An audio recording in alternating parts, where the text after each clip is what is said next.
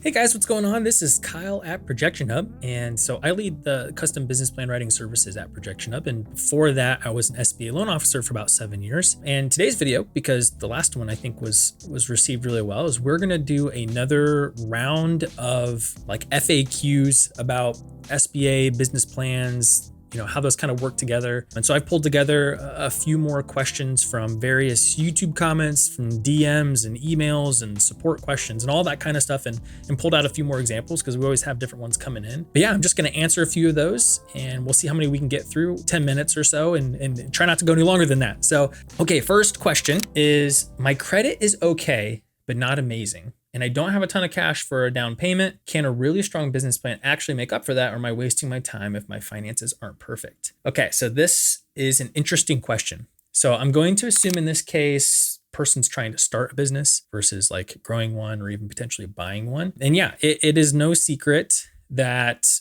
your personal financial and credit worthiness situation is a very big component of getting approved for an SBA loan, especially for a startup loan, because there's nothing else for a lender to go off of. So, at least for a business expansion or a business acquisition, the business can kind of speak for itself. It can do a lot of the heavy lifting because there's history there. There's a track record, to give you an example. But a startup, you're offering a business plan and projections, which are completely made up. So, your ability to look good on paper from like your credit score and your personal financials is like a big component for, a lender just establishing trust. So that being said, a few things here. They pointed out my credit is okay, but not amazing. So let's talk, what is an acceptable credit score? I think you should probably aim at having your credit score at 650 and above. Now, that you can have an 800 credit score and still not get approved for an SBA loan, especially for a startup. You can have a 650 credit score and you can get approved for an SBA loan. So there are a lot of different variables in the mix here. So let's just set that as like our minimum. Try to have a 650 and above. If you are below a 650 credit score, worry less about getting approved for a loan for a business right now and focus more on just fixing your credit. So pay down balances, dispute things that shouldn't be on there. If it's a medical bill, get that paid. Just reducing how much of the line you're utilizing, your utilization rate, reducing that, right? So if you have a total credit limit across your credit cards of $20,000 and you have $18,000 in balances on there, that really hurts your credit score. So like bringing that down is a big component on helping that credit score. So focus on that. But let's say your credit is in a decent spot. That shifts to part two. And that is, where did they say? Don't have a ton of cash for the down payment. And I should say part one, another thing for part one is consider a cosigner. So a parent, a spouse, somebody who's willing to be a cosigner on the loan, they should be stronger than you if you're going to use them a cosigner. A person with weak credit does not help you as a cosigner. It's not just about more bodies on the loan. It's about having someone that the lender trusts is going to be able to help repay the loan. So make sure that your cosigner has solid credit score if that's going to be. If credit score is not available, then you're just going to have to keep chipping away and try to improve it. As far as the financial situation goes, the down payment. So you should expect to be investing 10 to 20% of the project costs. So let's say you want to start a lawn care business and you need $100,000 to get this thing working, equipment and trucks and all, maybe you want to hire an employee or whatever. So you need $100,000. A bank is not going to give you $100,000 for that. They might give you $80,000 and you need to come up with the other $20,000. That can't be a loan typically. Like you need to be able to invest that money. It can be a gift. So, if a parent gives you a gift, a grandparent gives you a gift, friends and family, that can be a gift that isn't expected to be repaid. That can count towards that. So that's something to keep in mind. This is not great advice, but my advice would be is to just start saving money. If you can, find ways to save. So work on improving your credit score, try to save money to get up to that amount. It's important to know that lenders do not want to see your last dollar go into the startup of the business. So even though your expected down payment is that 10 to 20% range, that can't be like all the money you have, because then you have nothing left over to survive off of, a rainy day fund, any of that kind of stuff. So, there is a thing called post-loan liquidity. I think that's what it's called. And that means like having some cash left over even after you've invested your portion of the money. So even shooting to save more than that is probably going to be important to do that. So that's a long way of saying, am I wasting my time? I don't think you're wasting your time. Like if you are dead set and committed on making your business happen, then there's no harm in writing a business plan, creating your projections and working towards that, because it'll probably motivate you to keep moving forward. But you absolutely should focus first on getting your credit score in order, getting some money saved, identifying a cosigner, raising some funds if you can from friends and family, and getting that in order. Question 2, I'm getting stuck on the financial projections part. Since I haven't actually started the business yet, aren't I basically just guessing? How am I supposed to know exactly how much money I'm going to make, in month 12, et cetera? That is a good question. Financial projections on the surface are completely hypothetical. That being said, we can base them in reality of like the industry and what's a good benchmark.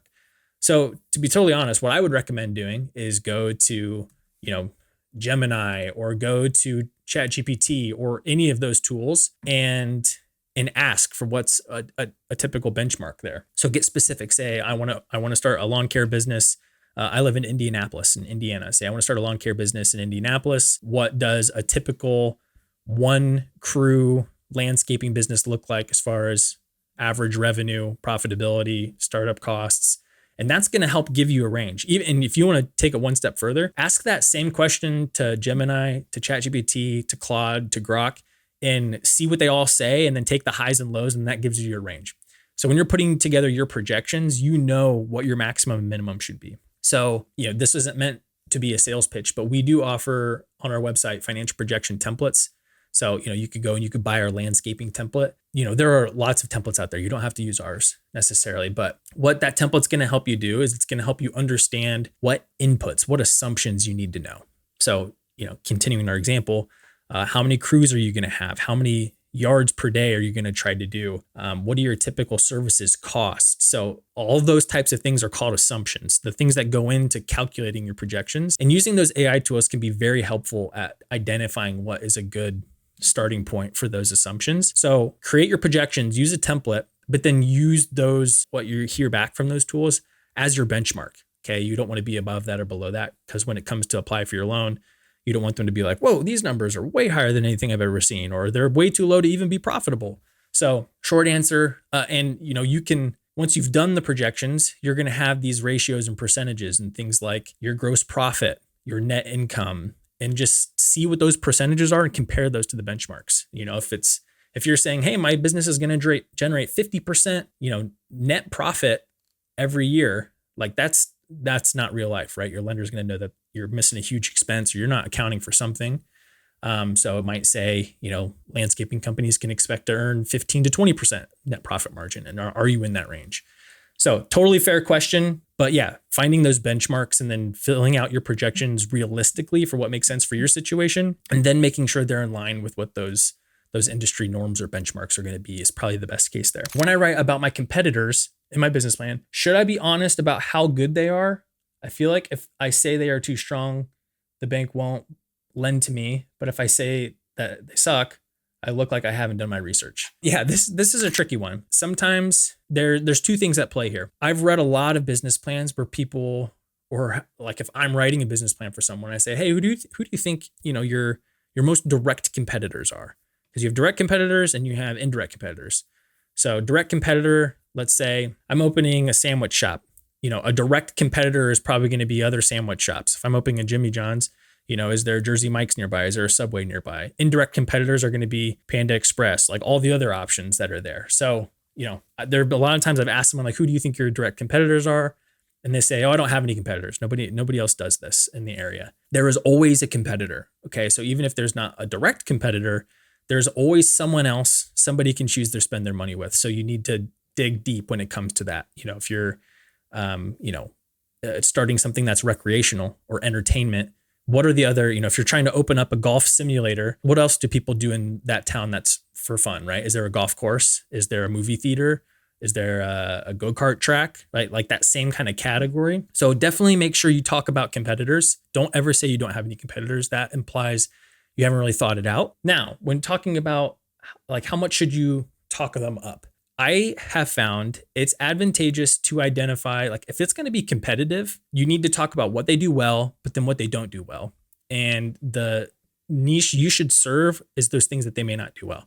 So for example, I worked on a laundromat business plan not too long ago, and they were building a brand new laundromat in a location that had the right target demographic. It was a very good area for the target demographic, but there was already 5 of the laundromats right there. And so at first glance, it's like, well, this does not make sense. It's very oversaturated. But then if you go and you look at their Google reviews and their services, they're all very low rated. Only one offers dry cleaning. One's basically run down and closed. Like, so you can start to identify like, where's my path here? So if you're trying to start a business in an area, and let's say there's multiple direct competitors in a tight area, obviously using the example of like a physical location matters, like a storefront, and they're all really high rated and they all do really great things, then it's time to consider like, am I prepared to compete in this environment? An example I like to show in business plans that I do is, when available, I like to do, I use Google's keyword planning tool. You can make a free account and do it. You have to jump over some hoops, like create a draft ad campaign and stuff like that. But anyways, and like in this case, it was for a UPS store, and I wanted to see, is there a growing demand for people searching for a UPS store where this person lived in their town? And there was, right? It said year-over-year change. That's the one I like to look for. This year versus the year before, are more people searching for that term than they did before. And there's growing demand for that. So if you're trying to start a business in a pretty competitive industry, that's one thing that can help. I can say, there may be a lot of supply here. There's a lot of competitors here, but there's still clearly growing demand, and you have to try to make that case. So I would say how you talk about your competitors is going to depend on how competitive it actually is. If you're trying to open up a business in a very densely populated area, it may not matter that there's 12 other laundromats. If your location is specific enough, you may only need to show that there's nobody competing within 2 miles of you, and that might be enough. But if you're trying to open up a laundromat in a town of 10,000 people and there's already 3 other laundromats, then you really probably need to make sure that those other 3 laundromats are not performing well, or are like maybe none of them offer dry cleaning. Like, okay, well, that'll be my angle. We'll focus on dry cleaning and have self-serve laundry machines. So the competitive one, the biggest advice I can give is don't skip it. Don't say I have no competitors, because that's not true. Thinking about that. And then the way you talk about your competitors, I would say emphasize what they do well, but also emphasize on the things either they don't do well or that they don't do at all that you are going to do well. And then if it's just really competitive across the board and they're all really strong at everything you plan to do, then I would say you need to have very strong experience and a clear demonstrated example of like, I've done this before. I know how to disrupt the market. That's gonna be a harder sell to do it that way. So we'll go ahead and stop it there. That's 3 questions we answered this time around. So thanks for sticking around this long. I notoriously long-winded. So if you have any questions, so my offer to you out there is 2 things. 1, if you're working on a business plan, feel free to take advantage of our free business plan review. I'll link it down below, but you can find it on our website as well. And then the second thing is we offer a free SBA expert review. So if you're considering like starting, buying, or growing a business and you're going to have to get funding, we offer this free review just as a complimentary thing to like help give you feedback on what your approval odds are. If we think you've got a good shot, what are some things to look out for? We might even be able to recommend some lenders to you depending upon your situation. So thanks for sticking around. Like the video if you haven't already, and consider subscribing to the channel, and we'll see you in the next one. Thanks.